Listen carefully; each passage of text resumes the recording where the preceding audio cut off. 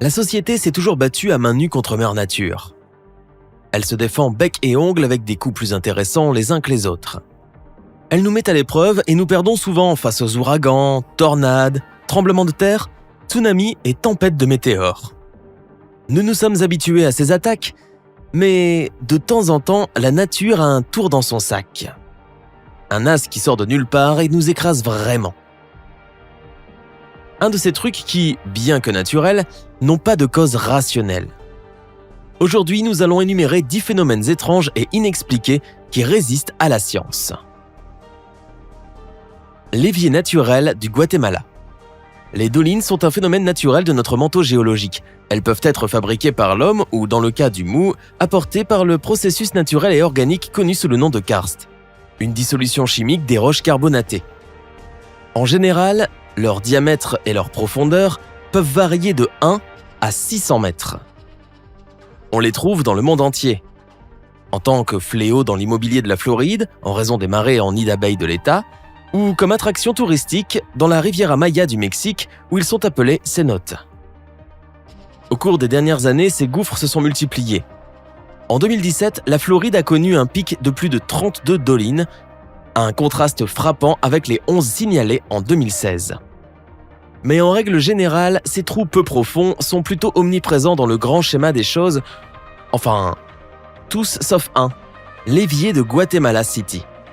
En 2010, la zone 2 de Guatemala a été dévastée par une catastrophe cataclysmique qui, selon le journal La Hora, a fait plus de 15 victimes, sans parler des 300 autres qui ont dû être déplacés. Le gouffre, d'une largeur de plus de 20 mètres et d'une profondeur de 90 mètres, a fini par avaler une usine de 3 étages. À ce jour, les causes exactes de ce gouffre particulier est une énigme. Une dizaine de théories existent, des pluies torrentielles de la tempête tropicale Agatha aux fuites de conduites d'égout et même à une éruption volcanique en croûte interne.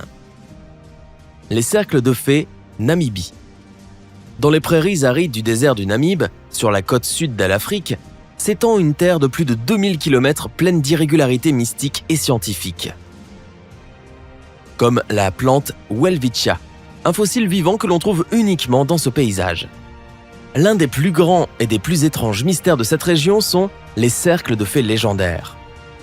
Plus d'1 million de plaques circulaires rondes parfaites, d'un diamètre compris entre 2 et 15 mètres, disposées selon un motif géométrique sur 2500 km de terrain. Ces disques de sol dénudés marquent la région d'un réseau complexe qui semble presque artificiel en raison de sa précision. Le fait que personne ne connaisse avec certitude la cause de ces formations de l'autre monde ajoute encore au mystère, dit le géologue Prem Raft. Néanmoins, les théories ne manquent pas, certaines plausibles et d'autres farfelues, comme le sol radioactif, les termites de sable, les toxines végétales, ou, comme les bushmen locaux sont enclins à le croire, qu'ils sont les empreintes des dieux. La porte de l'enfer d'Erwedze, Turkménistan. Identifiée pour la première fois par les ingénieurs soviétiques en 1971, la porte de l'enfer est un cratère de gaz souterrain effondré au milieu du désert de Karakoum, à environ 160 miles au nord d'Agabat, la capitale du Turkménistan. On sait peu de choses sur la porte de l'enfer et ce qui reste dans le dossier officiel est un peu vague. En 1971, une caverne s'est épanouie de nulle part, juste là où se trouvent aujourd'hui les Dors. Selon le géologue Anatoly Bushmakin, on pensait à l'origine qu'il s'agissait d'un important champ pétrolier. La plateforme s'est effondrée dans le cratère et un nuage de méthane toxique a commencé à se répandre dans la campagne. Les ingénieurs n'ont pas d'autre choix que d'y mettre intentionnellement le feu pour éviter un désastre environnemental. Depuis ce jour, les nids de poules de 68,884 mètres de large et de 29,870 mètres de profondeur ont brûlé le paysage. Les bulles de méthane congelées Canada. Elles ont été décrites par la presse comme des méduses encapsulées de glace, congelées sur des soucoupes volantes et même des pizzas surgelées anciennes. Mais les mots semblent par essence échouer à décrire l'attrait mystique des bulles de méthane glacées du Canada. On trouve généralement des bulles de méthane dans les lacs des latitudes nordiques plus élevées de l'Alberta au Canada. Ces curiosités étonnantes et potentiellement mortelles, le gaz à effet de serre non seulement réchauffe la planète, mais est incroyablement inflammable, sont encore des mystères non élucidés pour la science. Les bulles de gaz sont soit formées par une caverne de gaz naturelle sous la région, soit par des bactéries qui mangent du matériel biologique et excrètent du méthane, soit, comme les amateurs d'ovnis aiment à penser, par des extraterrestres anciens astronautes, des esprits impurs et des lutins. Ce que l'on ne peut nier, c'est la vue spectaculaire dont ces orbites énigmatiques ornent la banalité. Le lac Hillier, Australie. En Australie occidentale existe une merveille visuelle unique qui n'est rien de moins que l'occasion offerte par Dieu aux Instagrammeurs de prendre la photo ultime. Niché dans un luxuriant feuillage émeraude et entouré du bleu saphir dense et profond de l'océan, l'Australie cache un phénomène qui choquera même le spectateur le plus blasé. Une série de lacs roses chewing-gum. L'un des plus connus, le lac Hillier, se trouve au bord de l'île Middle, dans l'archipel de la Recherche, entouré d'un mince anneau de sable qui ajoute à sa beauté mystique. Plus surprenant encore que sa nuance pepto-bismol, dit le géologue James Garrick, personne ne semble être capable d'expliquer définitivement sa couleur distinctive. Les suppositions abondent quant à leur nature. Algues vertes à forte teneur en bêta-carotène, un micro-organisme connu sous le nom d'Aloachia, une forte concentration de crevettes roses en saumure, mais la splendeur chromatique parvient toujours à échapper à toute explication réelle. Le hum de Taos. Tout le monde a senti des sifflements occasionnels dans ses oreilles. Un bourdonnement ou un gazouillis qui nous harcèle dans les conduits auditifs comme un vilain ver. Les raisons de ces sons sont multiples. Quelque chose d'aussi inoffensif qu'un craquement ou deux sur le spectre auditif normal, ou le début d'un acouphène. En général, ce sifflement s'explique facilement par la science médicale, tous sauf un. Dans la ville de Taos, au centre-nord du Nouveau-Mexique, une région marquée par sa communauté d'artistes de gauche, existe une perturbation auditive qui défie toute logique et toute pensée rationnelle. Un bourdonnement qui peut être entendu par plus de 2% de la population sédentaire. Un bourdonnement que les touristes visitant la région ressentent constamment pendant leur voyage. Un bourdonnement qui se fait entendre collectivement. Le hum de Taos a été signalé pour la première fois au début des années 1990 et depuis lors il a été étudié par des chercheurs locaux, des médecins visiteurs et même l'Université du Nouveau-Mexique. C'est sans doute l'une des histoires les plus attachantes de la région.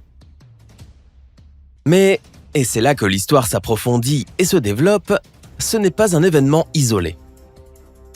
Le bourdonnement, qui se manifeste continuellement à Taos, a été vécu dans le monde entier à différentes époques.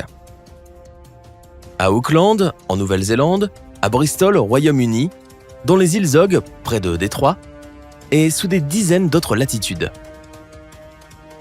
Il n'y a pas de véritable explication à sa cause. Il n'y a pas de réponse définitive à la question de savoir ce qui la déclenche. D'ailleurs, il n'y a pas vraiment de réponse scientifique quant à ce que c'est. Tout ce que nous savons vraiment, avec certitude, c'est que la perturbation se produit et qu'il ne s'agit pas d'une illusion. L'étoile de Tabi. Prenons un vaisseau spatial pour cette entrée. Quittons notre atmosphère et sortons de la Voie lactée pour saisir l'un des mystères astronomiques les plus déroutants qui soient. Kik 84 62 852, surnommé Tabi Star d'après sa découverte par Tabeta Boyayan, est l'une des 150 000 étoiles documentées par le télescope spatial Kepler. Alors, pourquoi toute cette attention ? L'étoile de Tabi est unique en raison de sa fluctuation de lumière. La plupart des étoiles ont généralement un petit creux qui indique qu'une planète passe devant elle, explique Jason Wright, astronome à l'université de Penn State. Celui de l'étoile Tabi est étrange parce qu'il a une inconstance dramatique et erratique, jusqu'à 20% à la fois. Massif par rapport aux autres corps célestes. Les causes et les explications de cette étrange activité lumineuse sont nombreuses et multiples. Elles vont de la logique, un grand amas de planètes passant chacune à la fois, à la discutable. Une civilisation extraterrestre utilisant des machines massives en orbite autour de l'étoile pour se procurer de l'énergie. Le grand attracteur. Nous connaissons tous le modèle généralement accepté de la façon dont l'univers est né, la théorie du Big Bang. Rappel rapide, une explosion géante, il y a environ 14 milliards d'années, a projeté toute la matière vers l'extérieur, conduisant à un univers en expansion. La plupart des scientifiques considèrent cette théorie comme la référence et la norme pour l'origine du cosmos. Pourtant, et c'est ici que les choses sont un peu incertaines, la théorie ne prend pas en compte l'anomalie connue sous le nom de grand attracteur.